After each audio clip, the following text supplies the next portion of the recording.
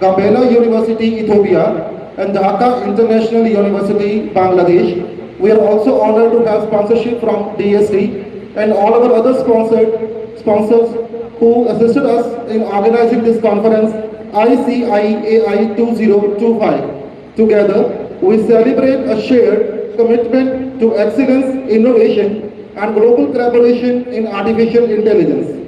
Before we begin, allow us to warmly acknowledge the presence of our distinguished guest, Sardar Gurlab Singh Sidhu ji, Honorable Chancellor, Guru Kashi University, Senior Sukhwinder Singh Sidhu ji, General Secretary, Dr. Yogesh Verma, former Vice Chancellor and UGC official, Professor Dr. M. Goel, former Vice Chancellor, Kurukshetra University, Dr. Gurpreet Singh Lehel, Professor, Punjabi University, Dr. Bhargav from Friends University, USA, Dr. Piyush Verma, Registrar, Guru Kashi University, and the convener for today's conference, Professor Dr. Vijay Lakshmi. Now, we request you to please join us in giving a huge round of applause as we welcome our dignitaries on the dais. Now, I request all our audience to join us for the University Anthem. I request everyone to kindly rise for the GKU Anthem, a reflection of the collective identity and purpose. I request everyone to please cover their heads and not clap after the National Anthem. University Anthem, please. University Anthem, please.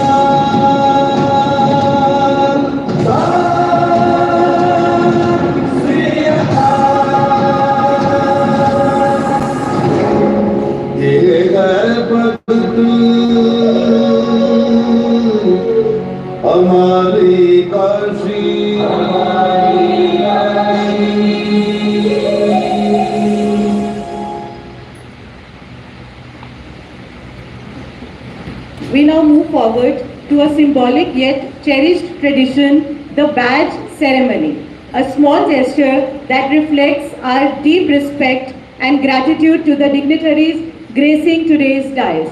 We request the organizing committee to please proceed with the badge ceremony.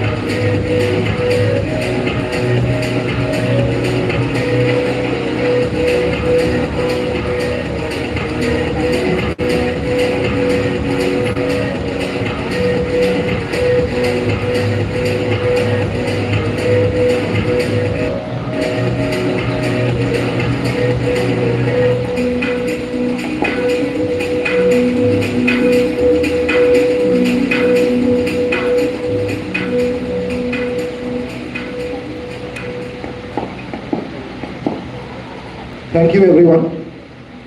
Light has always been symbolic of purity, wisdom, and knowledge. Let us now begin this auspicious occasion by lighting the ceremonial lamp. We request our honored dignitaries to kindly step forward and light the ceremonial lamp marking the inauguration of ICIAI 2025 with grace and light.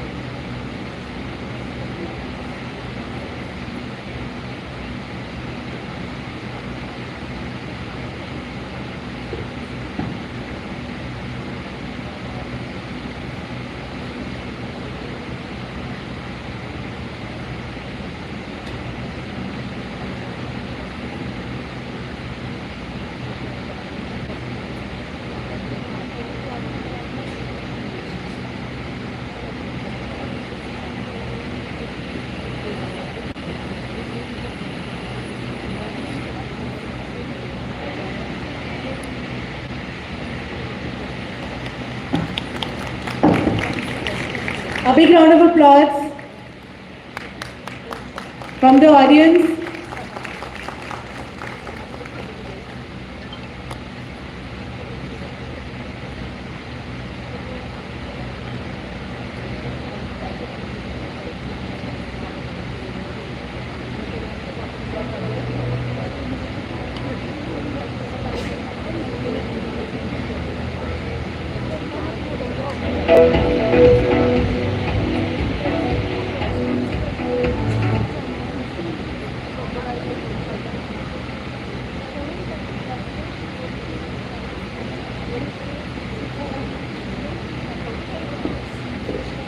To formally welcome you all to this distinguished conference, I take the honor of inviting a very respected Professor Dr. Rameshwar Singh, Honorable Vice Chancellor of Guru Kashi University, for the welcome address, please.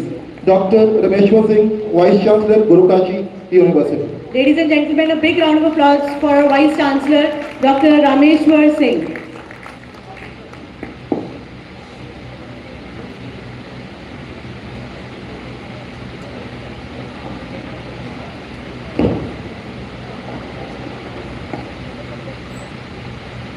Honorable Chancellor Sardar Gurlab Singh Ji, Chief Guest Professor Madan Mohan Goyal Ji, all dignitaries on the dais, learned guests and participants. I am delighted to extend a warm and heartfelt welcome to each one of you on this special occasion. That is the inauguration of the International Conference on Innovations and Application of Artificial Intelligence. It's a privilege to host the prestigious event here at Guru Kashi University, located at Talwandi Sabo, a place fondly known as Guru Ki Kashi, blessed by the revered Guru Maharaj, Guru Govind Singh Ji. At Guru Kashi University, tradition harmoniously blends with innovation, creating an environment where knowledge sparks transformation. On behalf of the GKU community, I warmly welcome you to this land of learning and discovery. This conference brings together leading academicians, researchers, industry experts, and students to explore the transformative power of artificial intelligence across different disciplines. It's a unique platform to share ideas, foster collaborations, and address the rapid advancements and changes taking place in artificial intelligence and machine learning. Friends, it's my privilege as the Vice Chancellor of this university to open today's deliberations by first welcoming our worthy Chancellor, Sardar Gurlab Singh Ji. His vision, wisdom, and unwavering guidance continue to inspire Guru Kashi University on the path of progress, relevance, and excellence. I extend a hearty welcome to General Secretary Sir, Mr. Sukhvinder Singh Ji, for his encouragement and guidance. I extend our sincere gratitude and warm welcome to our chief guest, Professor M.M. Goel, former Vice Chancellor of Rajiv Gandhi Institute of Youth Development, Sri Perambudur, Tamil Nadu, Starex University, Gurgaon, Haryana, and Jagannath University, Jaipur, Rajasthan. A renowned thinker and academician, Professor Goel is celebrated for his pioneering contribution to Indian economics, especially in the field of agricultural and rural development and value-based education. We are equally honored to welcome Dr. Yogesh Kumar Sharma, former Vice Chancellor and a distinguished expert in educational quality assurance. His insights will surely deepen our understanding of how technology like AI must be aligned with benchmarks of quality and human development. I welcome Professor Bhargav Kapolu from Friends University, Kansas, USA. He is a mechanical engineer and an inspiring educator. His work in robotics, compliant mechanisms, and smart actuation systems represents the very spirit of interdisciplinary innovation that artificial intelligence demands today. Let us give a very special welcome to our Dean, Faculty of Computing and convener of this conference, Madam Vijay Lakshmi, who has taken great pains to organize the prestigious conference. Thank you, Madam. I extend a warm welcome to our keynote speaker, Professor Gurpreet Singh Lahal from Punjabi University, Patiala. He is an eminent scholar whose contributions to natural language processing, machine translation, and Indian language computing have paved the way for inclusion of AI in our multilingual society. How an OCR can read the Punjabi Gurumukhi characters, if I am not wrong, that has been his forte. So, friends, I also welcome our registrar, deans and directors, respected faculty and staff, enthusiastic students, and our learned delegates who have travelled from far and wide. Thank you for being part of this timely and significant dialogue to be taken up during these 2 days. Learned friends, artificial intelligence is no longer a distant frontier. It is now the engine driving change across sectors and continents.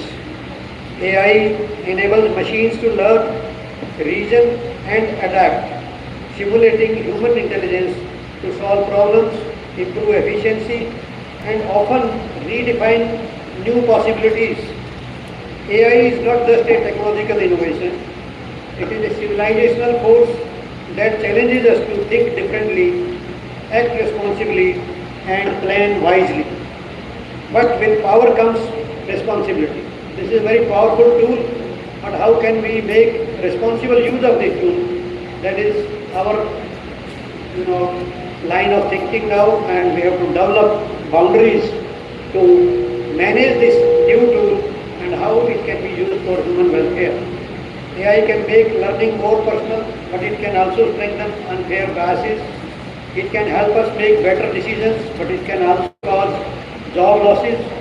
It can give more people access to services, but if we are not careful, it might increase the gap between those with and without technology.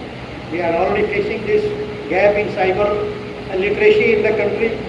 That's why the government of India is taking so many special measures to bridge the gap in the cyber education in the country. Today's seminar is so important not just to understand AI's capabilities, but to question its implications. ensure its ethics, and shape its development in line with human values. Before I conclude my welcome address, let me also bring forth the views of some of the notable personalities about artificial intelligence and its possible impact on our future. Let me quote none other than Sundar Pichai, the well-known Chief Executive Officer of Google, and he said, AI is probably the most important thing humanity has ever worked on. So this one of the most important as per the CEO of Google. This statement captures just how significant this moment is for all of us. Or on the other hand, the renowned British physicist Stephen Hawking warned us, and he said the development of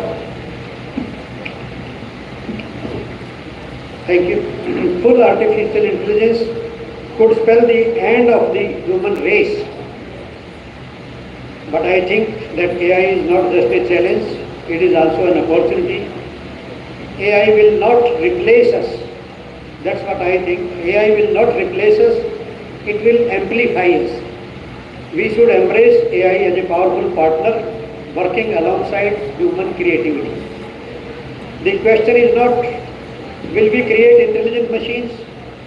The question is, will we create beneficial intelligent machines? Let us resolve to ensure that the AI we build is used for good. We at Guru Kashi University must commit ourselves to three key responsibilities.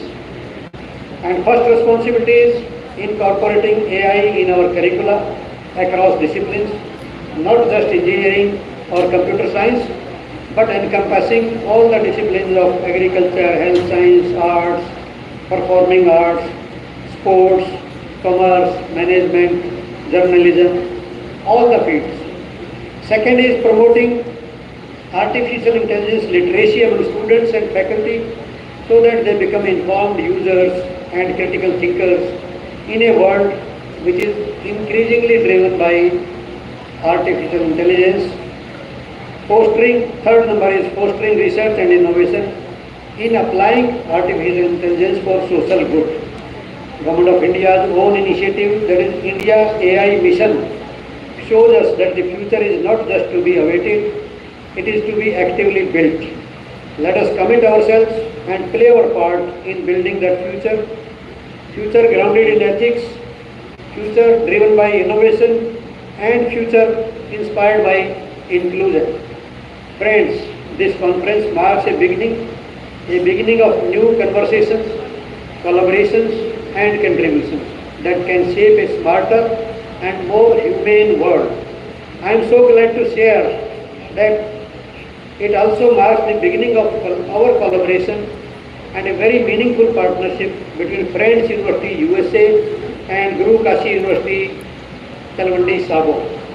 As we have just signed an MOU between our two universities this morning, I would like to cheer this occasion and thank Bhargavji who is with us. I thank Dr. Kenneth Slothfuls, Honorable Vice President of Friends University, Kansas, from this podium on behalf of Guru Kashi University for this initiative of friendship between our two universities, and deputing Professor Bhargav to sign the MOU by travelling all the way to Talwandi Sabo. We will make it a very active collaboration, not just a formality of signing the MOU, and we are going to chalk out a detailed program which will be fully implementable and doable. In closing, I share the words of American computer scientist Alan Kay, who said the best way to predict the future is to invent it. If you are there to plan your future, then there is no need of any prediction. Let us invent a future with AI that reflects our highest values and boldest dreams. Once again, I extend my warm welcome to all of you present here. Welcome all the dignitaries on the dais, delegates and participants, and all the students and faculty present here, and wish the 2 days of deliberations a great success. Thank you for bearing with me. Jai Hind. Thank you so much, sir, for your inspiring words and for championing the cause of innovation and global collaborations at Guru Kashi University. Moving forward, now let us understand the vision, themes and aspirations of ICIAI 2025. Now, we take this moment to invite Professor Dr. Vijay Lakshmi, the convener of this international conference, to share an overview of this academic initiative and about the conference, please. Dr. Vijay Lakshmi.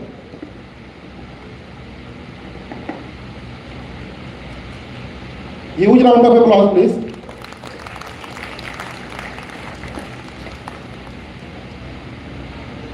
Dignitaries on the dais, deans, directors, faculty members, my dear students. Good morning to all of you.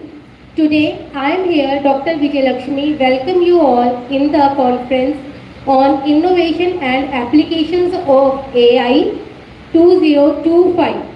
This conference is collaborated with Friends University US, Kathmandu University Nepal, DBU Ethiopia, Dhaka International University, Bangladesh. It is also associated with IEEE Chandigarh section and it is sponsored by SERV DST Government of India. Basically, the origin of this conference is the vision of our Honorable Chancellor Sir Sardar Gulab Singh Ji, Management, our esteemed Vice Chancellor, under the supervision and guidance of Dr. Piyush Verma, Registrar GKU, and no doubt our very respectable Dr. Jugesh Sharma ji. We have very strong advisory board. All the members of the advisory board is basically from the different fields based on the themes of the artificial intelligence. Advisory members are from various countries like US, Canada, Egypt, Ethiopia, Nepal, US, UK and Bangladesh, and very reputed organizations of India.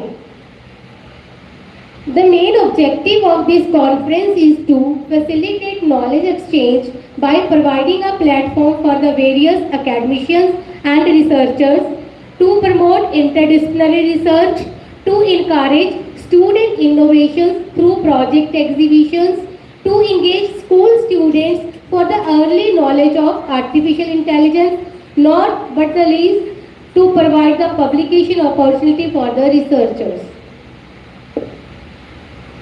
These are the themes of the conference, and this is a role of AI in education, AI in engineering and robotics, AI in industries, AI in healthcare, AI in governance of basically, these are the 4 clusters in our conference. The first one is the paper presentation, second is the project exhibition, third is the speech competition, and the fourth one is the poster presentation. As far as the venue is concerned, registration is started from 8:30 to 10 a.m. on the both days, and there are 2 technical sessions on 25th and 26th April. On 25th April, the technical session starts from 1:30 to 3:30, which includes 6 parallel sessions. On 26th April, the technical session starts from 10 to 12, which includes 14 parallel sessions. But this is a very good news for everyone. Parallel 14 sessions, which includes 7 offline and 7 online, will be working on 26th of April. These are the venues of the conference. There are 7 offline venues and the online venues. All the venues are in admission cell. I am happy to share with you, we have received a great response and we have received total 505 registration for this conference. Participation from 23 universities from the globe, 22 different colleges from the nation, 20 schools from the different regions, and 10 industries are involved in this conference. As far as the research paper is concerned, we have received 223 research papers in this conference, which include 201 national papers from 11 states and 22 international papers from 7 different countries. From our host university, we have total 122 papers, and from other universities, we have 79 research papers. Distribution of the paper is concerned, basically we have 6 themes, and we have received the papers for all the 6 themes, which include 23 contribution in education sectors, 8% contribution from robotics and engineering, 15% contribution in health and care, 19% ethics and governance, and you will surprise is 60% papers presenter will present the paper online, and remaining the presenter will present offline to the Gurukashi venue. These are the different online and offline presentation for 6 themes. Awards are given for the researchers for their achievements. We are giving the awards like Young Scientist Award, Best Researcher Award, Best Paper Award, Best Paper Presentation Award, Best PhD Thesis Award, and PhD Thesis Award.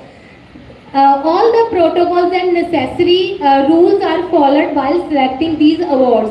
Paper selection is basically gone through the proper review process, and checking of the paper is done through the Turnitin software.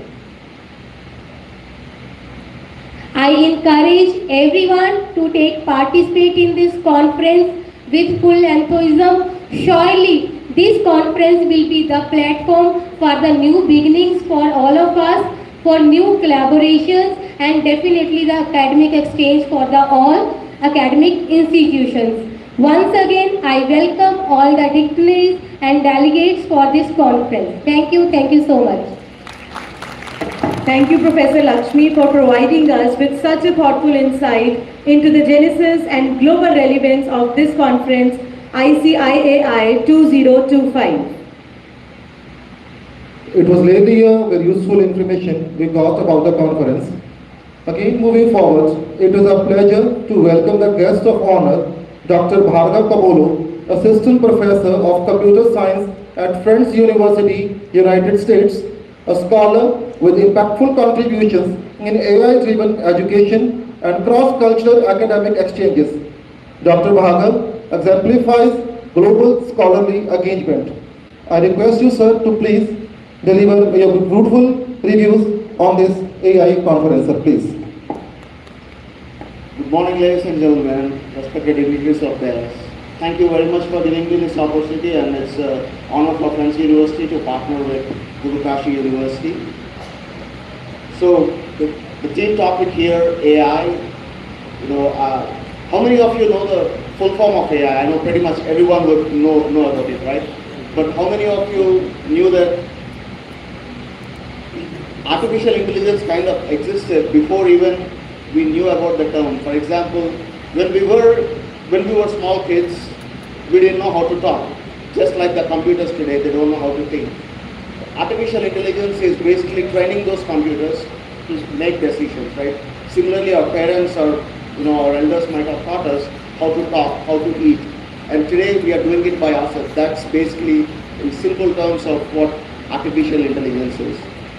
But today, how many of you, I just want some yes or no answers. How many of you think that artificial intelligence is good for the future? So please raise your hand if you think that artificial intelligence is good for the future. Okay, less hands. Okay, how many of you say no, it's bad? Okay. So my answer for that would be, it's just like nuclear energy. Artificial intelligence, you can simply relate it to nuclear energy. You could make electricity out of it, or you could make a nuclear bomb out of it and make Hiroshima and Nagasaki possible again. So it again depends on the human beings and how we control it. So cybersecurity is a strategic, topic that we need to think of parallelly whenever we talk about artificial intelligence. And artificial intelligence is not future actually. Artificial intelligence is the current scenario. And how many of you use Amazon? कितना लोग use करते हैं Amazon? Amazon is a sheer example of artificial intelligence. For example, if you go buy a t-shirt, the next time it will suggest you with a nice pant. How does it know? So it trains itself on what its customers need. And similarly, artificial intelligence is not the end of the universe. So maybe in 15-20 years, we'll be talking about a term called, so write down this term, super intelligence. Super intelligence is when computers surpass the human intelligence. Right now, we are far above the computers. Though we use computers, as human beings, we are far superior than computers. But most AI models predict that next 20 to 30 years, super intelligence is going to come up. So maybe in 15-20 years, we'll be having a conference here talking about super intelligence. So in my opinion, that might be a threat to the human existence. And most of you might have watched Rajnikant's movie Robo. So first half is good, second half is bad. So similarly, super intelligence is, most scientists, I've been part of several discussions in US as well. They predict that super intelligence is kind of threat for humans, but artificial intelligence is good. And I really encourage my students to use artificial intelligence. Most other professors might have different opinion, but being a young person, I'm just the age of 30. At age of 30, I got an honor to be a professor. So I encourage my students to use artificial intelligence and compare their own original writings to artificial intelligence. So they could learn. So education is all about learning. I don't care if the cat is white or black, as long as it catches the mice. So as long as the students are learning, it's okay to use AI in education. And students, one last piece of advice from me would be, I'll just try to keep my speech very short. Try to think of projects which are executable. Don't try to design something which is just for paper publication.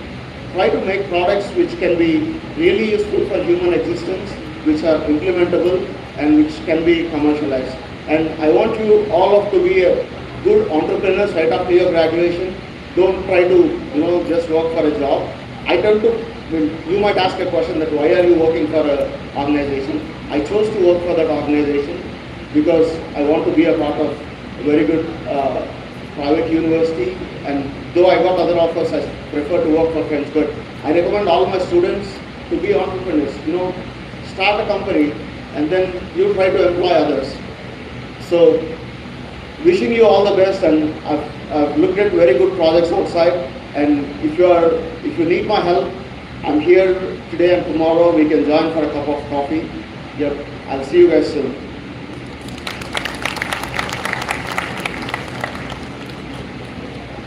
Thank you so much, Dr. Bhargav, for your insightful address and for your continued efforts in fostering international academic synergy. We now invite your attention to a special message from Dr. Kenneth, Vice President of Academic Affairs at Friends University, who shares his greetings through a recorded video. Hello everyone, my name is Ken Stoltzfus. I'm the Vice President of Academic Affairs at Friends University in Wichita, Kansas. I want to just take a moment and thank Guru Kashi University for hosting this conference on artificial intelligence. It's an honor for Friends University to partner in this conference. We're honored to be involved with an international group of scholars such as the ones that will flow this conference. And we're really honored to be involved in the conversation on such an important topic, artificial intelligence. As you all know, I'm sure, very well, this is a topic that is very important today and will continue to be important into the future, and has all kinds of other attendant consequences and topics related to it. So I'm really glad that such a well-known and well-rounded group of scholars is meeting these days to discuss this topic. And again, it's an honor for Friends to be a part of that. I regret that I'm not able to be here in person for the conference. We sent Dr. Bhargav Kapalu, one of our engineering faculty members and the director of our engineering program, to be involved, and very excited to hear his report when he returns. But in the meantime, I just wish you all the best during your meetings, during the conference discussions. made this be just a rich and rewarding time discussing and learning about, again, a topic that's very important to the future. So again, all the best to each of you. Thank you for your involvement in the conference. And thank you again for this opportunity for Friends University to be partnering with Inauguration University in this way.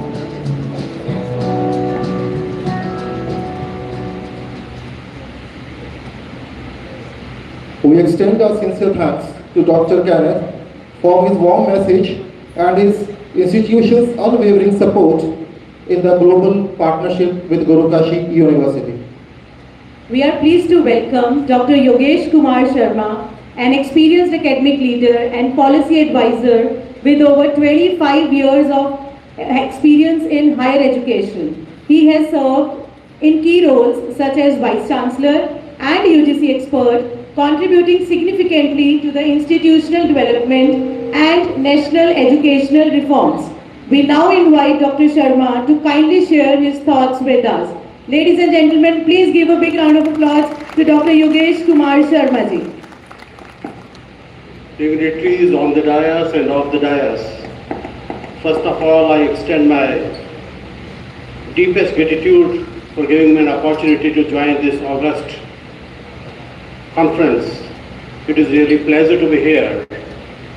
And it also shows that the university thinks ahead of the others. This is an era of HI versus AI, human intelligence versus artificial intelligence.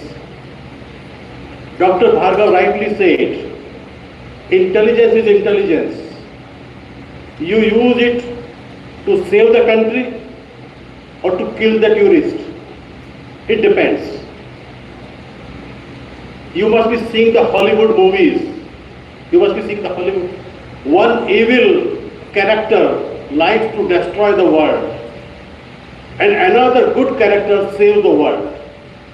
So what you make of AI and how you use AI is a question of ethics, question of moral and character. But AI is good. It is to move further, and we have to be leader in the AI. That is my submission. Nowadays, new education policy talks of Indian knowledge system. When we talk of AI, maths, zero, we don't talk of the Indian knowledge system. AI is not new for the country. I am citing some examples.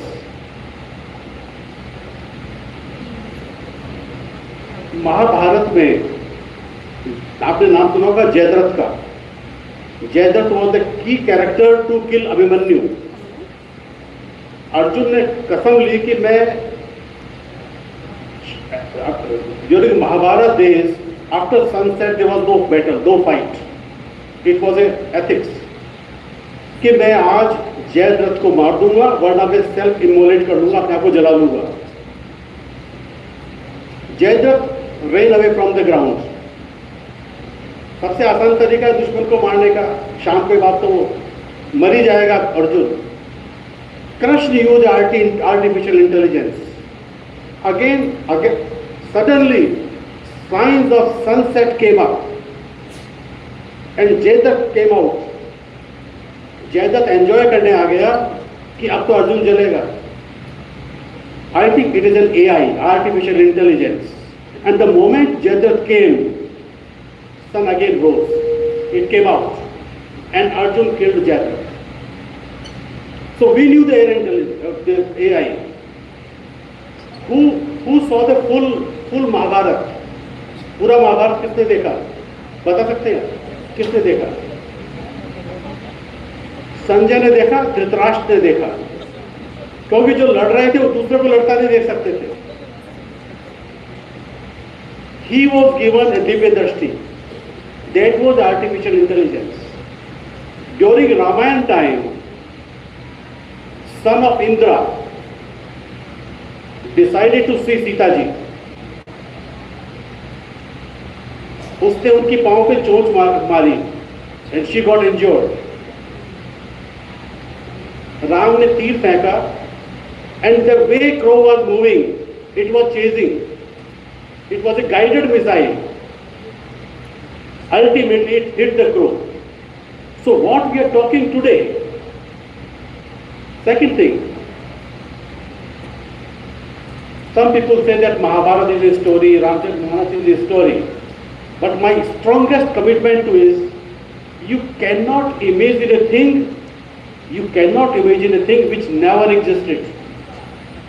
We can exaggerate, हम बड़ा चढ़ा सकते हैं, मगर हम किसी ऐसी चीज के बारे में बता नहीं सकते जो कभी एग्जिस्ट ही नहीं की. तुलसीदास ने जो लिखा, वेद व्यास ने जो लिखा, they must have exaggerated, but these things exist. So, this AI, artificial intelligence, has been part of our society. We have inherent advantage in this. And I wish and I believe that this type of conferences will motivate us to assume the leadership. In last but not the least, I congratulate you to organize this conference very, very successfully. अब आप पूछेंगे कि अभी तो आयोजन हुआ ही नहीं, how can I declare you organize it successfully? 3 लोक हैं, आकाश, पृथ्वी और पाताल. What we speak, that goes in the space. What we do is on earth. And Mr. Bhargav is from America, it is patal. It is below the globe. So congratulations for organizing such a successful conference. Thank you very much. Best wishes.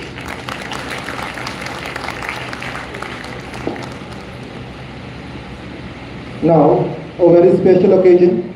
It is now time for a defining moment, the release of conference proceedings of ICIAI 2025. This volume represents an international forum of ideas, research and knowledge.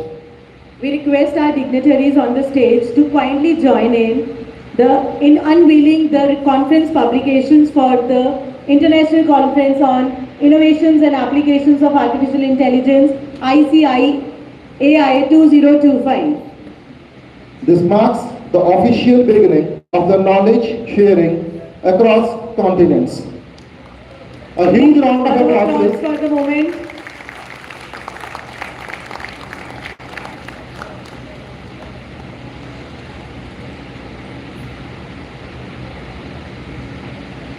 Thank you everyone. We would like to take this opportunity in a moment to also announce the MOU that has been signed between Guru Kashi University and Friends University, United States. I request our very honorable Chancellor Sir, Vice Chancellor Sir, Professor Bhargav, Professor Yogesh Sharma Ji, our General Secretary Engineer Sukhwinder Singh Ji, Professor Gurpreet Singh Lahel, Dr. Piyush Verma Ji, and Dr. Vijay Lakshmi Ji to please join in sharing this wonderful news of sharing a MOU with Guru Kashi University and Friends University, United States. A huge round of applause on this momentous occasion.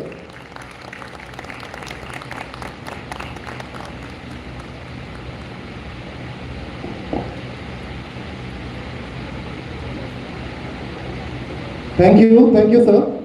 Now it's an honor to introduce Professor Dr. M.M. Goyal, renowned economist and former Vice Chancellor, best known for his concept of netonomics, a values-based approach to economics. With decades of academic and administrative leadership, his work bridges ethics, education, and public policy. We now warmly welcome Dr. Goyal to address this august gathering, please. Dr. M.M. Goyal. Please give a huge round of applause for our chief guest for today's event, Professor Dr. M.M. Goyal. A big round of applause, please.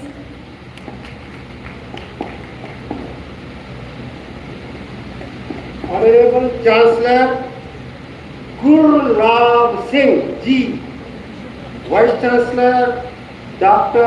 Rameshwar Singh Ji, Dr. Yogesh Sharma Ji, Dr. Bhargav, Dr. Vijay Lakshmi, Dr. Piyush Verma Ji, Dr. Gurpreet Singh Ji, and the fraternity of teachers on the dais and off the dais and the participants. First of all, I am grateful to the organizer for giving me the opportunity to come to this international conference. I am coming from Kurukshetra. Hopefully you know Kurukshetra. Kurukshetra is known for what? Please don't remember Kurukshetra for Mahabharata. Remember Kurukshetra as a place to be the first ever university on the planet. I repeat, remember Kurukshetra as a place to be the first ever university on the planet, because the objective of a university is to get knowledge. And the best possible knowledge has been given by Lord Krishna himself in the form of Bhagavad Gita. Let me tell you, Bhagavad Gita is a ism neutral, religion-free treatise on management, relationship management and welfare economics. On this occasion, I have a copy and I would like it to give to some international participant coming from outside India. Anyone? Yes, you can come.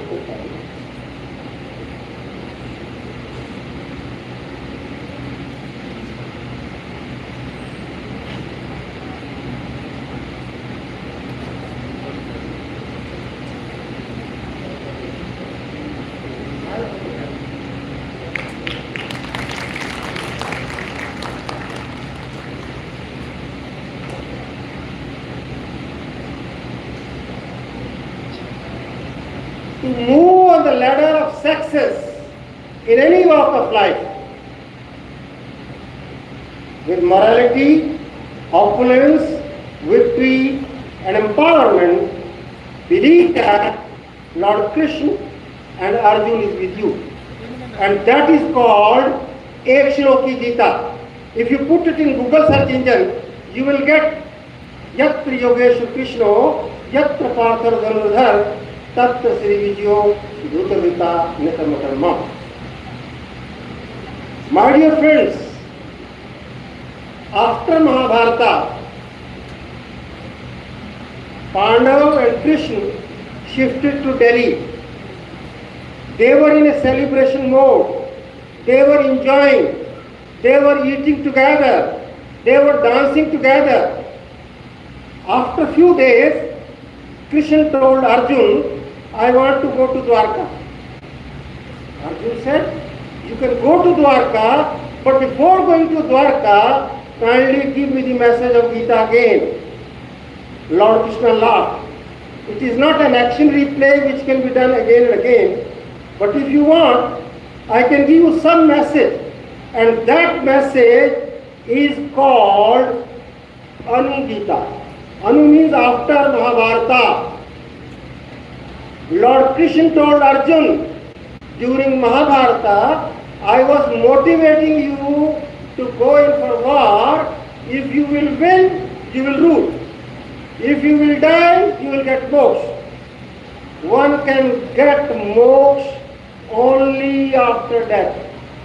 And nobody knows where we will go after death. The message in Anu Gita is not a moksha, it is of Jivan Mukti, doing good deeds like Dr. Gurlab Singh, like Dr. Rameshwar Singh, who are not working here for education, for the sake of earning profit. Gurlab is Shubhlab, and it is practically getting Jivan Mukti without expecting moksha after death.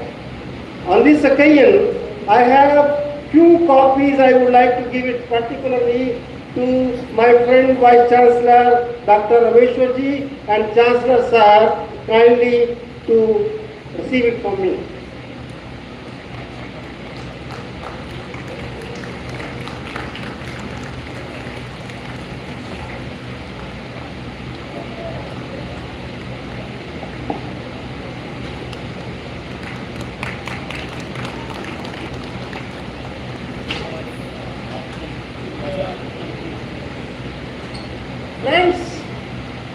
not a man of computer science. I am basically a man of economics. But when I was approached yesterday by Dr. Sandeep Kaur to come to this conference, I thought it that I must share some of my thoughts practically on artificial intelligence. And if you see, I have titled my presentation with subtitle.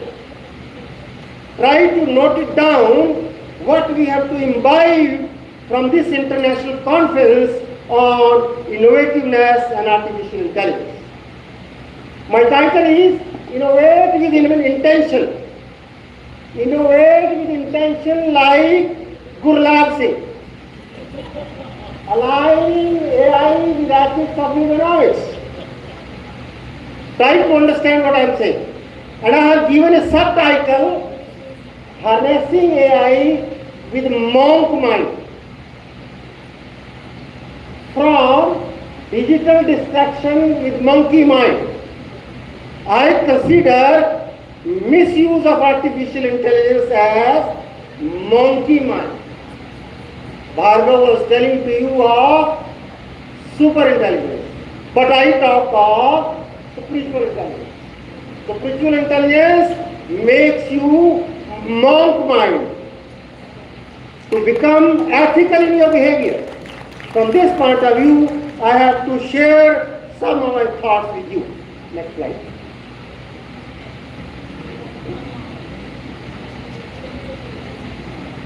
It's my honor to address this conference, ICIAI 2025. AI is not just a technological shift. It is a moral and spiritual revolution. Nidonomics, inspired by Gita, promotes mindful ethical innovation. We urge you to shift from monkey mind, greed, chaos, to monk mind, clarity and purpose. Nidonomics school of thought provides a framework to understand and address the challenges, ensuring that we continue to serve as a knowledge hub in the digital age. Future of economy must align with the principles of efficiency, accessibility, and societal well-being as a mandate of Gita-inspired Nidonomics, economics of needs. Let me tell you, this concept, Nidonomics, I have brought out from logo of LIC of India. You might have heard of logo of LIC of India. Yogam Kshemam Bahamyam. LIC claims your welfare is our responsibility. But I am sorry to confess before you, none of the LIC agents could sell a LIC policy to me today. I don't have a single LIC policy. But the moment I understood what this Yogam Kshemam Bahamyam is from my Guru Gita, in verse 22 of chapter 9 of Bhagavad Gita, where Lord Krishna says, Anyanya Chintanto Vayojana Prayupaste Kesham Nitya Vinoganam Yogam Kshemam Bahamyam. Lord Krishna says, if you believe me completely, absolutely and wholeheartedly, whatever you need that I'll give you. Whatever you have that I'll take care of. And that is the gentleman promise of God to every one of us. And I can confess before you, I might have created 101 needs that stand fulfilled till today. Therefore, the time has come.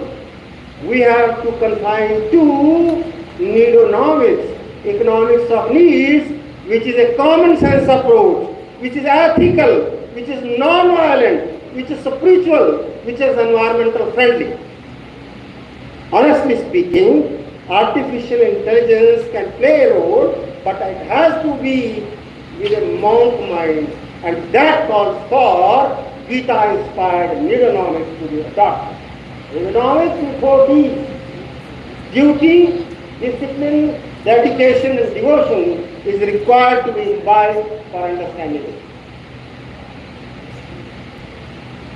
Use artificial intelligence. We have to do what? What not? Why not? When not? Where not? For whom? this question should ponder our mind. Artificial intelligence says to make use of www. You know what is www, but my presence wants to say you understand www as work without worries in this era of artificial intelligence. The conceptualization of neuronomics is basically a four-quadrant one. We are suffering from almost all the problems prevailing in the society today because of greedonomics, economics of greed. Talk of any problem, whether you talk of terrorism of Trump in tariff, or you talk of corruption, you talk of discrimination, you talk of discontent, all problems are coming from greedonomics.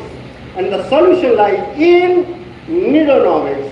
And needonomics has four components: needo-consumption, needo-production, needo-distribution, needo-trade, including export.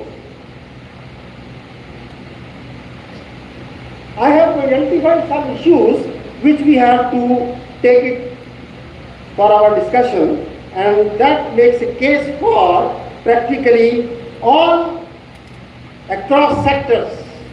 Talk of any sector, needonomics perspective, practically your education.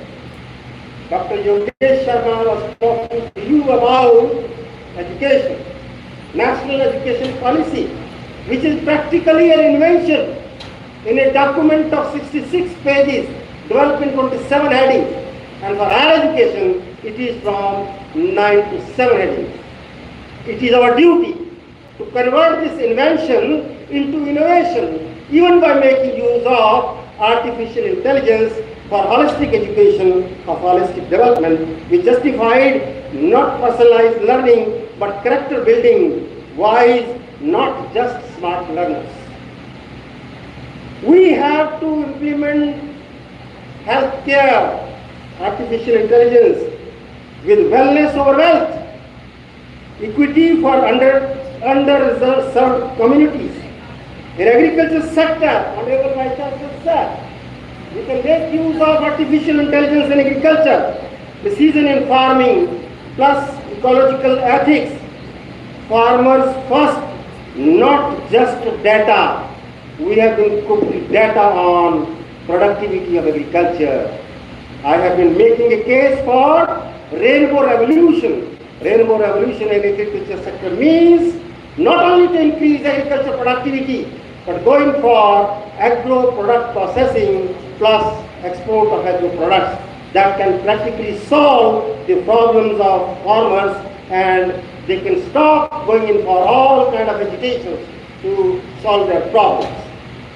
In terms of governance, ethical artificial intelligence talks of transparency without surveillance, Gita-inspired ethics for artificial intelligence, perform duties without attachment to results.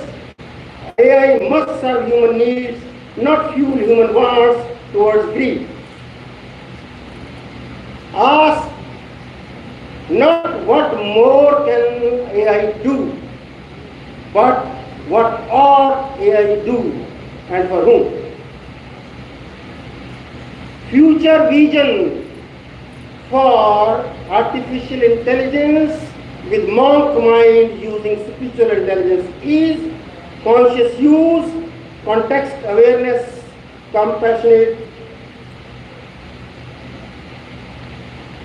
design, inclusive, accessible technology, collaborative innovation, knowledge for public good, circular vision, sustainable ethical impact.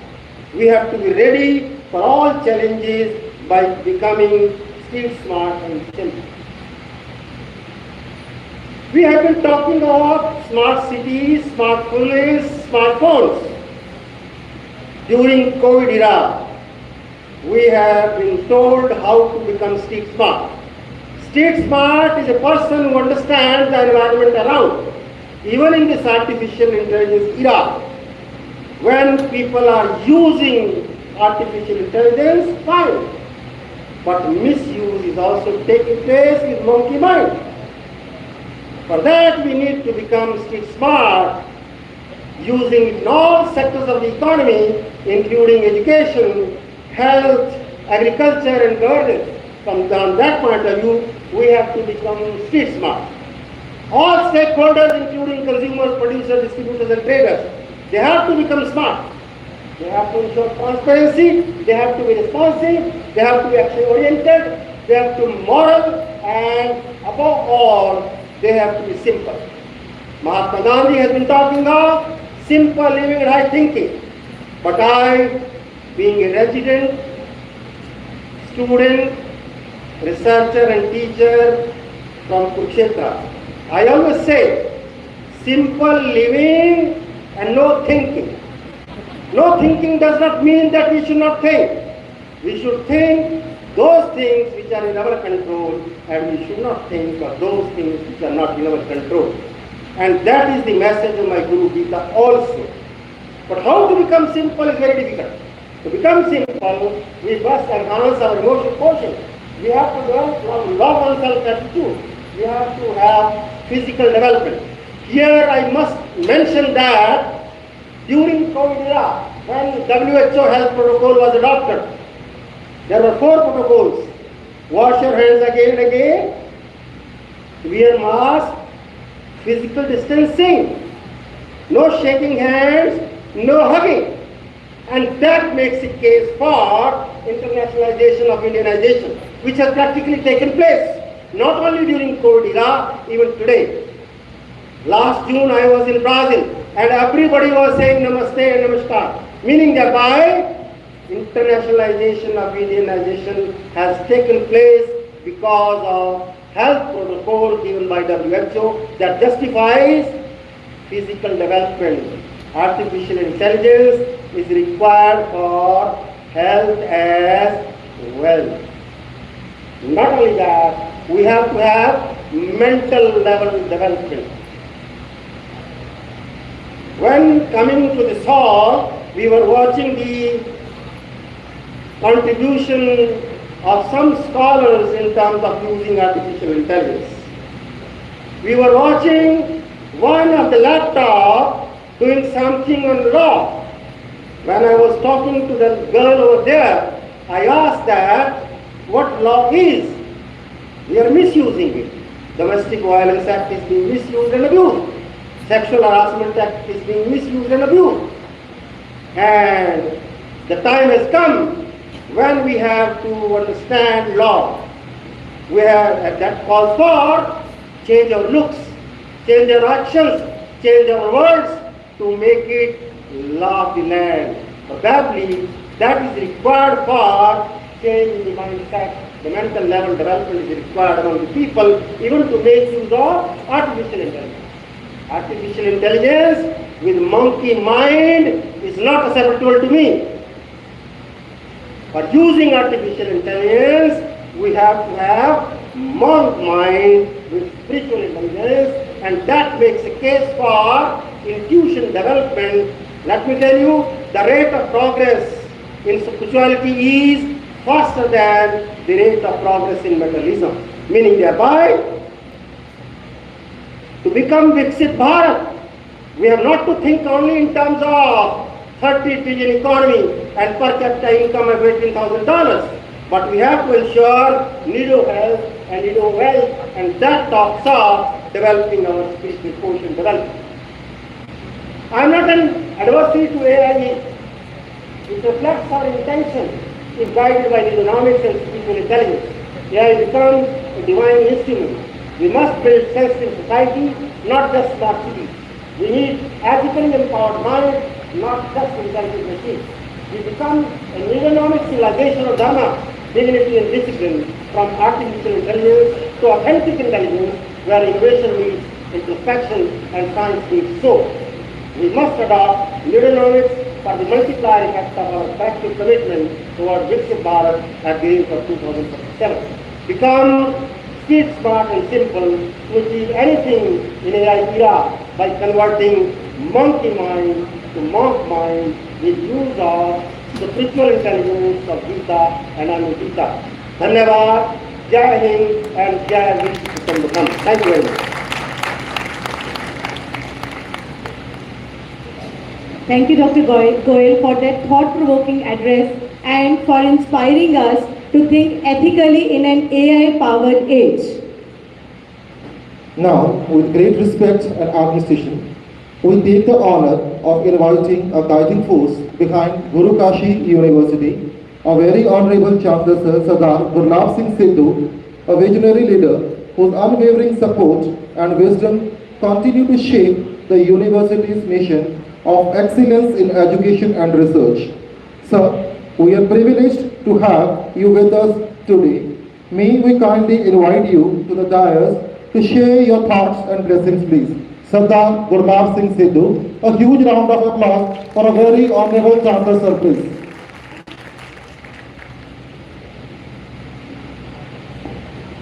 The first thing, thank you, Dr. M.M. Goyal, whose plane wrote my name, and especially to all the audience. My colleague, Engineer Satwinder Singh Sidhu, and today's chief guest, Professor Dr. M.M. Goyal, former Vice Chancellor, Kurukshetra University, and co-founder, Inauguration School of House, guest of honor, Dr. Bharat Kopolu, French University, USA, special guest, Dr. Jogesh Sharma, former Vice Chancellor, keynote speaker, Professor Dr. Gurpreet Singh Lahal, esteemed dignitaries, fellow academicians, industry experts, faculty members, students, or distinguished participants. It is a matter of great pride and privilege for me to extend a warm welcome to all of you at the International Conference on Innovation and Application of AI 2025. This conference brings together a vibrant confluence of minds from India and abroad to explore the ever-evolving landscape of artificial intelligence and its transformative impact across disciplines. We are honored to have such illustrious panel of guests with us today, whose presence not only elevates this event but also inspires our academic community. Your gracious participants affirm the value of global collaboration in advancing research and education. At Guru Kashi University, we are committed to shape a future that blends innovation with inclusivity, with the NAAC A++ accreditation, category first UGC autonomy, and global academic partnership. We are continuously expanding our horizons in research, digital transformation, and holistic development. Our recent achievements from the national recognition in sports and research to our focus on sustainability, AI, and community outreach are all part of this larger vision. This conference is not just a scholarly gathering, it is a calibration of ideas. Through its various sessions, student projects, exhibitions, and school-level presentations, ICIAI 2025 encourages intellectual exchange across levels and regions. It empowers our youth to dream, to build, and to lead with conscience in AI-driven era. Let us use this platform to initiate dialogue, spark innovation, and deepen our understanding of how AI can be harnessed not just for economic progress, but for human welfare, social justice, and sustainable development. I extend my heartfelt gratitude to our collaborators, our organizing team, and every participant here. May these 2 days be filled with meaningful interaction, new learning, and enduring partnerships. Thank you very much. Thank you, sir, for your visionary words and unwavering commitment to the academic excellence. Your leadership is a source of strength for the entire academic community, and we are truly grateful for your continued encouragement and presence here today. At this juncture, it is our privilege to take a moment and express our heartfelt appreciations to some of the most distinguished individuals present with us today, scholars, visionaries, and change makers in their respective fields. We request our very honorable Chancellor Sir Sardar Gurlab Singh Sidhu, General Secretary Engineer Sukhwinder Singh Sidhu, our guest of the occasion Dr. M. Goyal, Dr. Bhargav, our very honorable Vice Chancellor Sir Dr. Rameshwar Singh, Dr. Yogesh Sharma ji, Dr. Gurpreet Singh Lahal ji, and Dr. Piyush Verma ji to please come up on the stage because they will be stepping up for the honoring ceremony, please. So I request everyone to please extend a huge round of applause for the dignitaries on the dais, please. Guru Kashi University, as the proud host of ICIAI 2025, is honored to facilitate the following dignitaries for their exceptional contributions to education, research, and international collaborations in artificial intelligence. Now, with great respect, so I request our Chancellor Sir to please honor Professor Dr. M. Goyal ji, Chief Guest of the occasion, for his visionary leadership and promotion of ethical economics, please. Dr. M. Goyal, being honored by a very honorable Chancellor Sir, Sardar Gurlab Singh Sidhu. Please give a big round of applause to Dr. M. Goyal, our chief guest for today's event.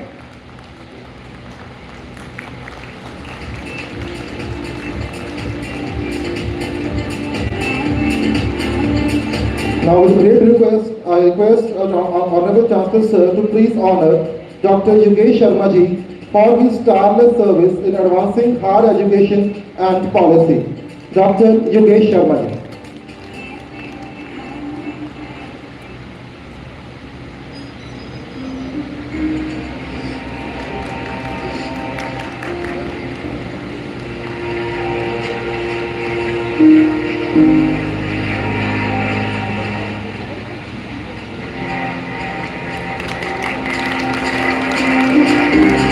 Now I request Professor Dr. Gurpreet Singh Lahal for his groundbreaking research and work in AI and language and technology to please come forward for the honoring ceremony, please. To be honored by a very honorable Chancellor Sir, Sardar Gurlab Singh Sidhu ji.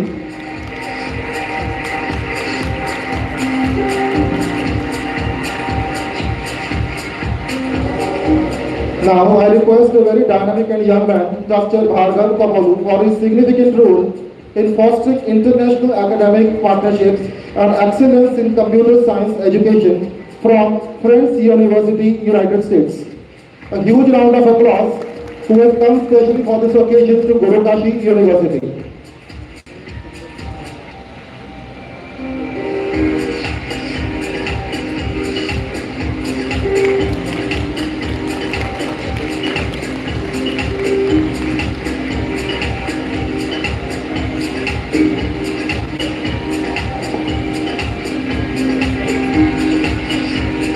Thank you sir, for this honoring ceremony, please. Our sincere congratulations and deepest respect to all our honorees. Your presence and your work inspires us and strengthens the very essence of this conference. Now, moving forward, it is our honor to introduce our keynote speaker for today's session, Dr. Gurpreet Singh Lahal, Professor of Computer Science at Punjab University and Director of the Advanced Center for Technical Development of Punjabi Language.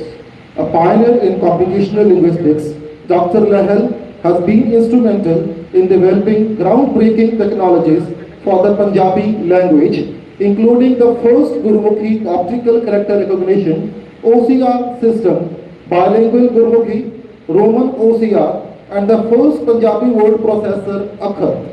His contributions have significantly advanced the digitization and accessibility of Punjabi language resources.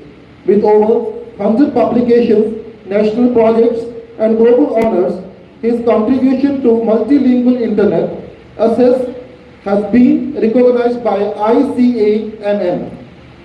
Beyond his research, Dr. Lehan had held several key administrative positions such as Dean of Faculty of Computing Sciences and Director of Center for Artificial Intelligence and Data Science at Punjabi University. He has also been a member of various national and international committees, including the ICANN Neo-Brahmi Generation Panel for Gurmukhi script, contributing to the development of multilingual internet standards. We are delighted to invite Dr. Gurpreet Singh Lahal to deliver the keynote address for ICIAI 2025. Dr. Gurpreet Singh Lahal as keynote speaker, please.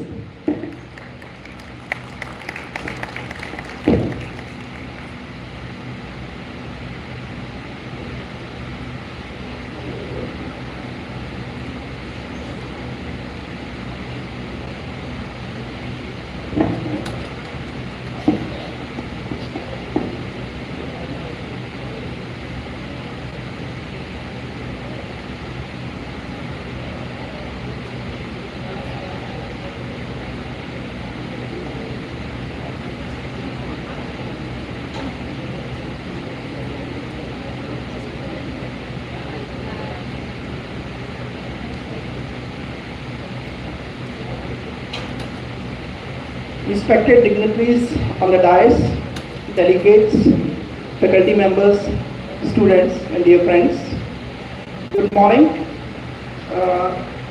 First of all, I'd like to thank the organizers for giving me this opportunity to come over here and give a talk. My topic of talk will be Rise of AI in Language Technology.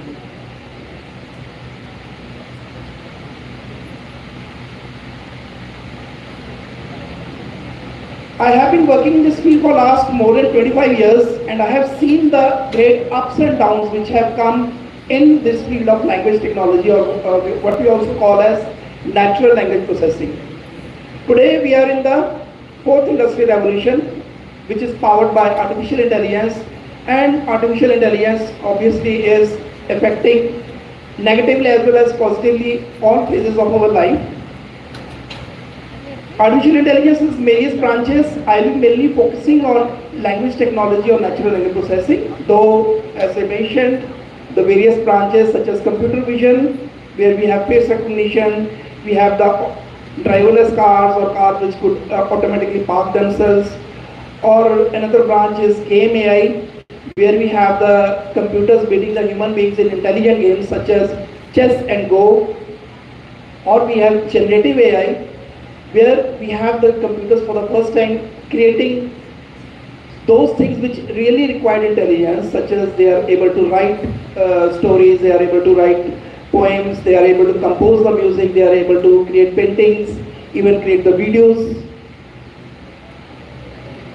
and even code. And robotics also is another branch which is creating huge positive impact in our lives. As I already mentioned, driverless cars, drones, intelligent drones, and humanoids. We even have the newsreaders, AI-based newsreaders also. But my focus of talk will be natural language processing or language technology. We all have been using natural language processing knowingly or unknowingly in our lives. Natural language processing is nothing but processing of the human languages by computers. The language could be in the spoken form, it could be in the printed form, or it could be in the handwritten form. And it will be processed in such a way that we can communicate easily with the computers in our own language, or even two human beings can also communicate with each other using this natural language processing. Some of the subfields are machine translation, text summarization, speech recognition, etc. As I mentioned already, we have spellings and grammar checker which are using, which is part of natural language processing. In our emails, we have the spam detection systems. Even the search engines, our GPS system, in the GPS system you can just speak the destination and it will then be speaking out the directions. Machine translation, as I already mentioned. Even our mobiles also, we can just give the command in spoken form. and various other applications. I'll just be covering them one by one. So the evolution of natural language processing could be divided into two stages. In fact, natural language processing or language technology even precedes artificial intelligence original definition. In fact, the term artificial intelligence was coined in 1956. But even before that, in 1954, we had the first machine translation system developed for Russia and English. Because it was thought that developing a machine translation system may not be very tough. You just have to give the rules, you have to feed the dictionary, and then automatically the system will be converted from one language to another, but that was not the case. And in fact, for the last 60 years, I can just say from 1954 to 2014, people struggled, but they still could not come with very powerful machine translation system or speech recognition system or summarization and so on. It was only after 2015 when deep learning era started, which was again powered by GPUs, big data, transformers, etc., that we really had revolutionary advancements being made in natural language processing. In fact, before 2015, it was said that the average 10-year-old child is much more intelligent and he has much more language understanding than any most powerful computer at the time. As we can see over here, this is just how the AI has developed over the period. And as we can see, only after 2018, we had the system which you could say that are better than 10-year-old child. I'm just talking about 10-year-old child in processing the human language. So what were the big challenges because of which the computer struggled for last 60 years? The major challenge in languages is ambiguity. Ambiguity means that a same word could carry multiple meanings. For example, the word set has 430 different meanings. So which set is being used in which context, that remained one of the big challenge. Even words like run, go and take, they have so many hundreds of meanings. So that remained the biggest challenge. While a child can easily understand what set or what run or what go means in that context. Similarly, the simple sentence, I saw a saw which could not saw. Here we have the saw, 3 saws being used in different contexts. In fact, for last, even say 2-3 years back till then, no system could recognize what each saw means over there. It's only recently that they have gained this much of expertise. Similarly, this simple example of I made her duck. This is a simple sentence of 4 words only, but it could carry 5 different meanings. One could be I caused to duck down, duck means going also. I made the duck she has, I cooked duck for her, I cooked the duck she owed and I magically turned into duck. So you could have so many different meanings from this simple sentence only. So that's why over the years, computers and artificial intelligence, it struggled to master the languages. As I mentioned, it was said that a 10-year-old child is much better in understanding the language as compared to human beings, as compared to the computers. And plus, we have more than 7,000 languages and hundreds of scripts. So how can a computer master all these languages? But now suddenly, as I mentioned, after 2015, what looked almost impossible, it has been made possible. In fact, I was just talking about the ambiguity. A simple example was, and this was a practical example where the word Bhuta Singh from Punjabi had to be converted to Hindi and it was converted to Pauda Singh because it just converted Bhuta to Pauda. Or we had another very famous example which appeared in the IS exams in 2014. In the Hindi version of the question paper, steel plant was written as Lohe ka Paudha. So it did not know that plant over here means Karkhana, it just converted it to Paudha. So that was the time when computers really struggled. But now we have come to the phase where now we have very high quality speech-to-speech translation. So this is just one experiment which was conducted just to see the various capabilities of AI as compared to the human performance. So as we can see on the graph over here, in fact now after 2015, the handwriting recognition system of the computers has surpassed the human beings. Even we may struggle sometimes to recognize the handwriting, but the computers can recognize. I'm just talking about English only. Similarly, reading comprehension, again, after 2019 onwards, it was felt that the reading comprehension of AI is matching the human being. Similarly, language understanding also, after 2020, it has actually beating the human beings also. Similarly, speech recognition. Speech recognition, I remember before 2015, if you had to automatically convert speech to text, then you had to speak very slowly and you had to give the proper training. There was to be no noise, but now suddenly we find that the systems are powerful enough to recognize the text without any training. In fact, the Google speech recognition engine can recognize with high accuracy more than 30 different accents, which obviously for human beings is very difficult. For example, if somebody is speaking fastly in say US accent, it may be difficult for me, but for the rest of the speech recognition systems, they can very easily pick up. Similarly, the computer speaking skills, which is TTS, so given any text, you speak it out. Earlier, whenever you had the output by the computers, it appeared as if some robot is speaking, but now it is very, very natural. And in fact, they have become so intelligent that within just a training of 2 minutes of your voice, the computer can start speaking in your voice also, and in a very natural way. And in so many different accents also. You can just specify that I want English to be spoken in this accent, it can speak in that accent. Now, as I was talking of handwriting recognition, for example, this page, as you can see, the last 4-5 lines, by water they have been, they are not clear. But when I gave this image to Google Lens, it very quickly recognized, for example, the last 2 lines as your obediently XYZ. So when even human beings struggle, now the computers have become intelligent enough to recognize. In fact, this was another example. This was one of my lecture notes. And as you can see, this is data success notes on binary tree. So I just used the Google OCR and then I sent it to ChatGPT to tell me what is there. It actually was able to completely comprehend what was written over there. So it says that this is a lecture note on binary trees and there's a diagram of binary tree and so on. And now, in fact, the systems have become so intelligent that they can even evaluate.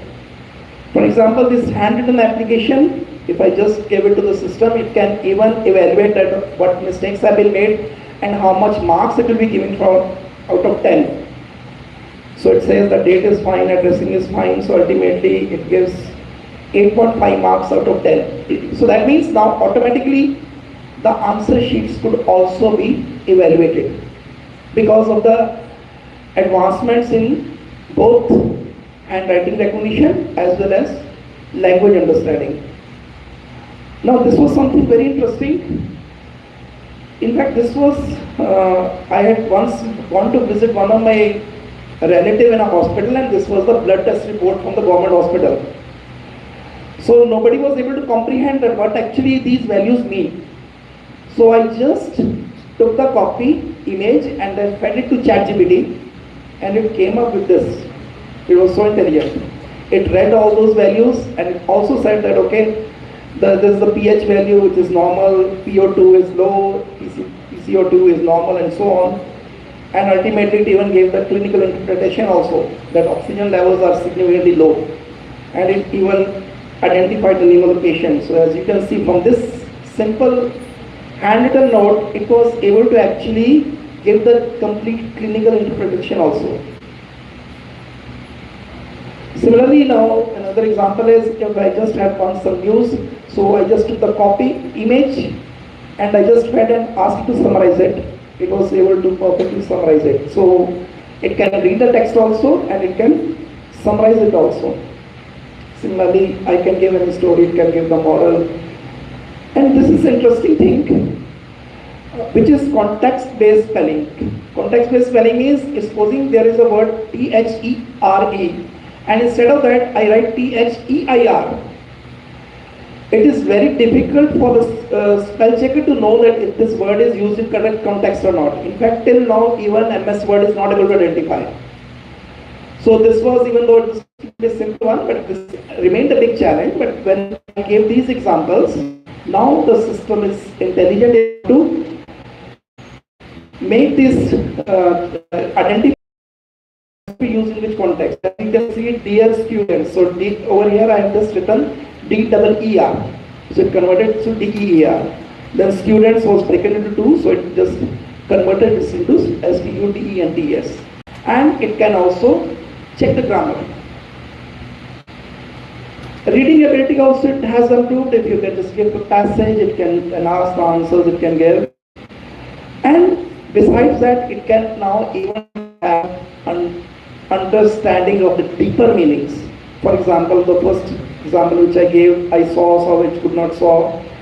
Or another example could be angry cow attacks farmer with axe. So from here, somebody may even assume that the cow was using the axe to attack the farmer. But now the system is intelligent enough. So it just says, most likely it means an angry cow attacked a farmer and the axe is part of the scene possibly held by the farmer either as a tool or for defense. Similarly, two ships collide, one dies. Obviously ship cannot die. So what does it mean? So now the system is intelligent enough to say, as it says, two ships collide and one crew member dies. So it can understand the hidden meanings also. And another important concept is, in fact, along with, for any understanding any language, it's not necessary to only know the grammatical rules or the vocabulary, but you also have to know the word knowledge. Only then you can know in which context which word is used. For example, the simple image of here about the new restaurant called Karma. There is no menu, you get what is served. So that means you have to know what actually the theory of karma is. And when this was given to ChatGPT, actually says the joke is a play on the concept of karma, which is a term from Indian religions referring to the idea that the actions of an individual influence their future and so on. Similarly, what's the best thing about Switzerland? I don't know, but the flag is a big plus. So you have to also know that what is the flag of Switzerland, it has a plus, and again plus means either it could be the plus addition or it could be the plus present in the flag. Even this was interesting. This is an interview in Microsoft. What comes after 8? He says 10, you are hired. That is Microsoft. Then you know that in Microsoft version after 8 came version 10. So it was, I'm just giving those examples which we could never think that those computers will be intelligent enough to understand, but now it can actually make out. Similarly, we already know the writing skills. It can write the essays, letters. Even I asked it to write a sequel to Sholay. It wrote a very interesting story for that also. And even this is interesting. I had some handwritten text. So I did not want to type it and I did not want to format it. I just gave the handwritten text to Google Lens and then asked ChatGPT to improve it. So this handwritten text was then converted to this form in the formatted style. And actually, any mistake, spelling mistake which was there in the handwritten one, that has also been removed. So it is using handwriting recognition as well as language understanding and also it has properly formatted it also, as you can see over here. It can refine the language usage. You can write the language in any style, and if you are asked to write a more academic style, it can present like that. In fact, even ChatGPT has written more than 200 books which are being sold on Amazon, which one could never imagine that a computer will be writing a book and the book will actually be available for reading at the price. Now, whatever I have been talking was regarding English only. But since I have been working in Punjabi for last so many years, so I just cannot help talking about what are the language processing skills of computers as far as Punjabi is concerned. We have seen already how powerful the computers have become in processing the English language. So Punjabi actually, unlike the English one where The work started in 1954. In Punjabi, it only started in around 2000. And from 2000 to 2014 also, there was not much work done. In case of NLP, we just had some spell checker, we had some translation tools and machine translation and OCR. But again, as I mentioned, the machine translation was also not perfect. It had a lot of mistakes. And then suddenly we had the deep learning era after 2015. And what's the status now? Now actually, we have powerful Punjabi speech recognition systems available. They can just speak, and with very high accuracy, it can convert the spoken text into written form. But it has limitation, unlike English, where it can recognize so many different accents. For Punjabi, you have to speak in standard Punjabi only. It cannot identify the different dialects. For example, if I speak in Malwai Punjabi or Puadi or Saraiki, it cannot understand it. Similarly, the case for text-to-speech, where it cannot speak in the different dialects also. Just like English, I just try to test that if given some handwritten text, can it recognize and improve it? So, as we can see, it can actually, with good accuracy, recognize this text also, and it can even correct the spelling mistakes over here.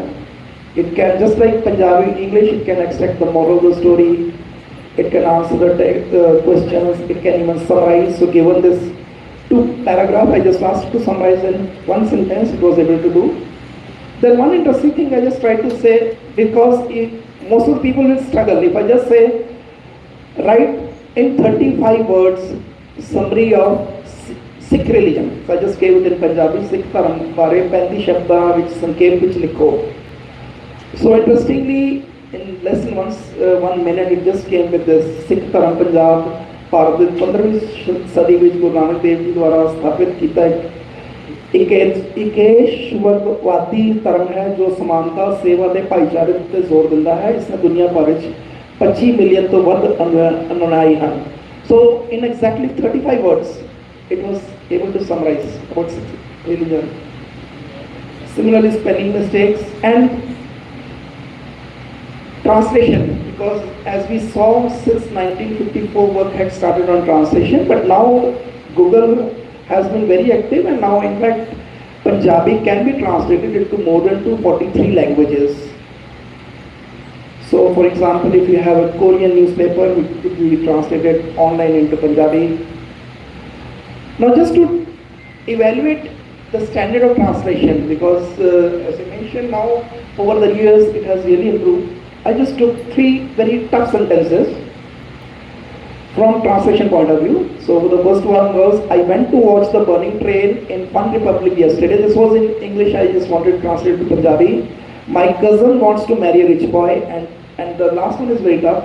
Time flies like an arrow, fruit flies like a banana. Actually this fruit fly is the fly only. So the fruit fly likes a banana. So when it was given to Google, so it just translated like this. This is the latest version. मैं कल Fun Republic which the baldi train देखने गया. So it did not knew that the burning had to be kept as burning only. It converted to baldi train देखने गया. Then my cousin, actually from cousin you don't know the gender, but if you have world knowledge you know if someone wants to marry a boy has to be a girl. So he says मेरा चचेरा भरा एक अमीर मुंडे ਨਾਲ ਵਿਆਹ करना चाहता है. Then last one is, as I mentioned, is very tough. So sama teen wang urda hai, fal kele wang urda hai. This one. But then when I used ChatGPT, so मैं कल Fun Republic which the burning train film देखने गया सी. So obviously ChatGPT translation is better than Google. मेरी भैणे ਨੂੰ ਇੱਕ ਅਮੀਰ ਮੁੰਡੇ ਨਾਲ ਵਿਆਹ ਕਰਨਾ ਹੈ. Okay, still it is identifying the gender correctly. ਸਮਾਂ ਤੀਰ ਵਾਂਗ ਉੜ ਜਾਂਦਾ ਹੈ ਤੇ ਫਲ ਮੱਖੀਆਂ ਕੇਲੇ ਵਾਂਗ. Then last year I tried DeepSeek also. In fact, the DeepSeek was the best one. मैं कल Fun Republic ਵਿੱਚ the burning train ਦੇਖਣ ਗਿਆ ਸੀ. ਮੇਰੀ cousin ਇੱਕ ਅਮੀਰ ਮੁੰਡੇ ਨਾਲ ਵਿਆਹ ਕਰਨਾ ਚਾਹੁੰਦੀ ਹੈ. ਸਮਾਂ ਤੀਰ ਵਾਂਗ ਉੱਡਦਾ ਹੈ, ਫਲ ਮੱਖੀਆਂ ਕੇਲੇ ਵਾਂਗ ਉੱਡਦੀਆਂ. Only the last one is sensitive tough. Otherwise, it would have been ਮੱਖੀਆਂ ਕੇਲੇ ਨੂੰ ਪਸੰਦ ਕਰਦੀਆਂ. Over here, this like means like you. But still, this was a very challenging one. Otherwise, the accuracy has improved a lot. In fact, we can now just translate or convert a complete book from, say, English to Punjabi. We can translate document, even image could be translated. For example, this is a birthday card in English. I can just convert it to Punjabi as such. It will be retaining all the formatting as well as the images. Similarly, this was a handwritten one. If I just want to translate to English, so it will be translating and writing in the same style. So as you can see, with the same background, it has retained the same formatting also. Now just to interpret the culturally specific humor. So I just took some humorous images. So Karali Sona Kaji, my roti Karala Fair Market, Tawed Sutta. Actually, this means now it should be knowing that what is roti, what is tawa. So interestingly, ChatGPT was able to understand. The humor comes from the husband's literal and humorous interpretation of the wife's statement. She is trying to wake him up by saying roti. And he responds, the only reason would be, it is actually a way of making roti, that is sleeping on the tawa. So that means it is able to understand. And this is even interesting because I just took some examples which are culturally specific to Punjab or India. So इलाके विच मेरी बदनामी देखो जनाब, जब दिवाली आती है तो बच्चे सानू भी पूछते हैं अंकल की बोतल खाली है. Now again over here, first thing is it, except India, it's very rare that you use the bottle for firing the rocket bomb. And if children are asking some person about bottles, so that means he must be having a reputation of being a drunkard. So the system was able to understand. I just look at the last paragraph. In the context of Diwali, which is a festival like celebrated with the fireworks in India, an empty bottle is often used as a makeshift launch pad for fireworks like rockets. So it is able to even grasp the culture. This last one, meaning of the following test. ਸਾਡੇ ਪੰਜਾਬ ਵਿੱਚ ਅਰਬੀ ਬੋਲੀ ਨਹੀਂ ਜਾਂਦੀ, ਖਾਦੀ ਜਾਂਦੀ ਹੈ, ਚੀਨੀ ਬੋਲੀ ਨਹੀਂ ਜਾਂਦੀ, ਖਾਦੀ ਜਾਂਦੀ ਹੈ, ਅੰਗਰੇਜ਼ੀ ਬੋਲੀ ਨਹੀਂ ਜਾਂਦੀ, ਪੀਤੀ ਜਾਂਦੀ ਹੈ. Again, this is the play of the three words, Arabi, Chini and Angrezi.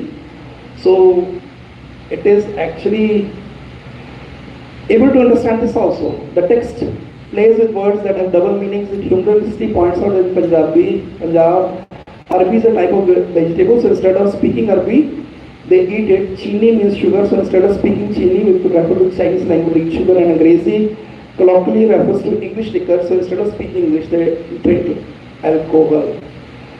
So this is quite impressive that besides understanding language, the cultural aspect also it has picked up.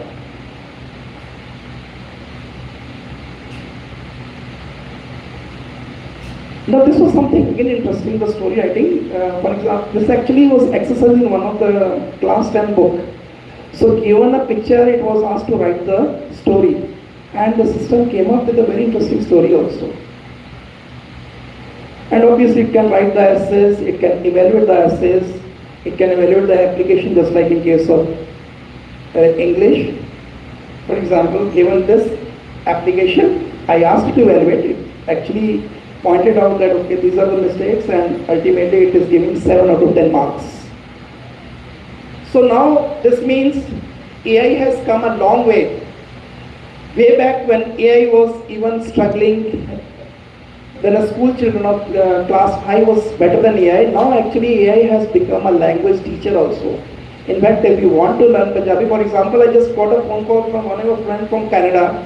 He said that his kids want to learn Punjabi, but they are shy in conversing with us. So I just told them that you just go to ChatGPT and you speak, his children should speak in Punjabi and ChatGPT will reply you back in Punjabi.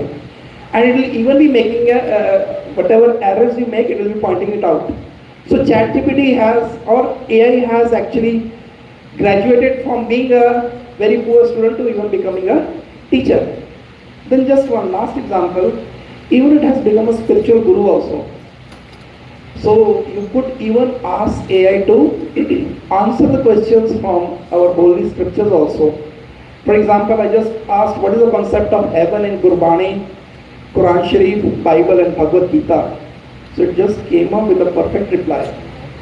So I just look at the last one, key differences. So it says Sikhism and Hinduism focus on liberation beyond heaven. Islam and Christianity emphasize eternal paradise as a final reward. Gurbani uniquely rejects the idea of heaven hell as final destination, seeing them as a part of illusion.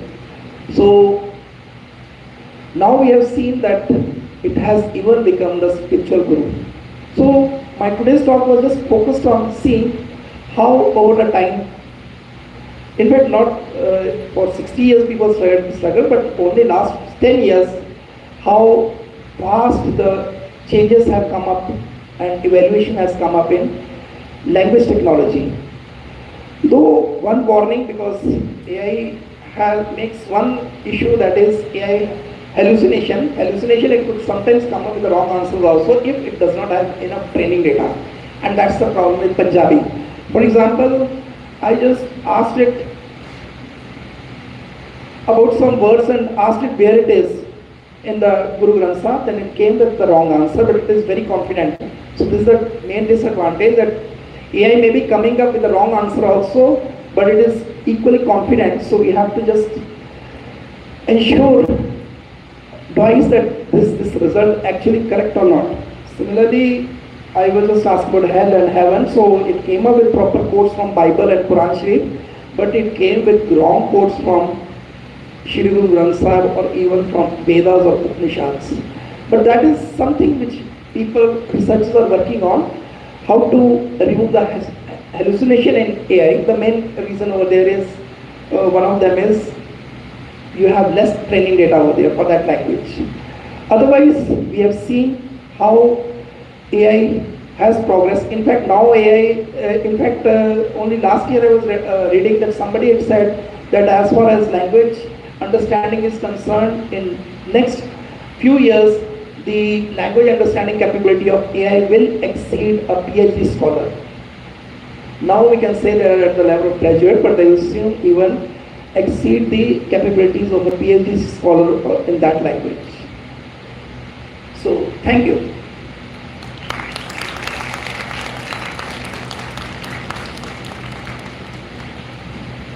Thank you, Dr. Lehel, for your powerful and thought-provoking session. Your work continues to shape the future of inclusive artificial intelligence. Now, moving towards the end of this inaugural session, I would formally request Registrar Dr. Piyush Verma ji to formally close this inaugural session. We invite Dr. Piyush Verma, Registrar, Guru Kashi University, to deliver a vote of thanks, please.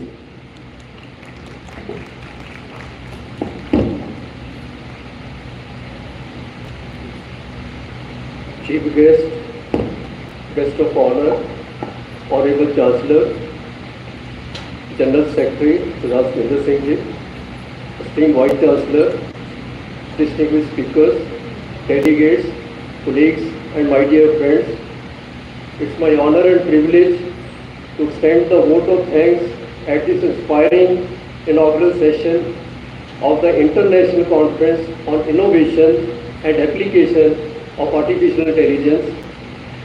This event marks not just the beginning of a conference, but the start of collective journey, one where ideas, innovation, inquiry converge in the service of humanity, guided by the transformative power of artificial intelligence. First and the foremost, I would like to express my profound gratitude to our chief guest, Dr. Madan Mohan Goyal, former Vice Chancellor of various universities, for gracing this occasion with the presence and delivering a truly insightful address. Your vision, leadership, and words of encouragement have energized us all and set the perfect tone for the conference ahead. Our sincere thanks to our guest of honor, Dr. Bhargav, Professor from the University of Friends, USA, whose perspective on the global and societal aspects of AI have added richness to today's event. Your commitment to fostering responsible innovations is deeply appreciated and aligned beautifully with the theme of our conference. Our sincere gratitude to our special guest, Dr. Yogesh Sharma ji, former Vice Chancellor, for his consistent support and guidance during the preparation of this event. Your insights of the events are highly commendable, sir. My sincere appreciation to our keynote speaker, Dr. Gurpreet Singh Lair, for his inspiring contribution that has given us a glimpse into the future of AI across the multiple sectors. Your thought-provoking insights have sparked curiosity and laid a strong intellectual foundation for the technical session that has to come. We are also extremely grateful to our partners, Friends University USA, Dhaka University Bangladesh, Kathmandu University Nepal, Galbar University Ethiopia, and my sincere thanks to Dr. Arun Kumarji, Professor and Head Electronics Department, Punjab Dini College, for collaboration with IEEE Chandigarh chapter. And we feel honored to receive 2 lakh grant from the DST for the prestigious this event, and we are thankful to all the sponsors who have contributed one or the other way. Without their support and help, encouragement in closing this conference is a very difficult task. Thank you for believing in our vision and for the joining hands with us with this endeavor. My heartfelt gratitude to international and national delegates who have joined us across the globe. Your presence reflects a shared commitment to the innovation, ethics, and the collaboration spirit needed to navigate the complex and rapidly evolving landscape of artificial intelligence. I would like to acknowledge the valuable support and encouragement of our institutional leadership, Honorable Chancellor Sardar Gulab Singh Sidhu ji, our General Secretary Subhinder Singh ji, esteemed Vice Chancellor Dr. Rameshwar Singh ji, and my convener Dr. Vijay Lakshmi, Advisory Board Organizing Committee members who have worked tirelessly in planning and executing every aspect of this event. My special thanks to appreciation to the technical team and the volunteers whose behind the scene efforts ensured that today's session ran seamlessly. From the managing logistics to the handling digital platforms, your dedication is commendable. To all members of the media and communication team, thank you for helping amplify the messages and the mission of this conference to a wider audiences. Once again, thank you for all being a part of this meaningful beginning. Let this inaugural session to be a spark for innovation, ideas, transformative dialogues, and lasting partnerships. With deep gratitude, thank you and Jai Hind. Thank you, Dr. Verma, for your warm and comprehensive acknowledgements. Gratitude truly makes a great gathering even more memorable. Now, as we conclude this meaningful and memorable inaugural session, I request everyone to please rise for the national anthem.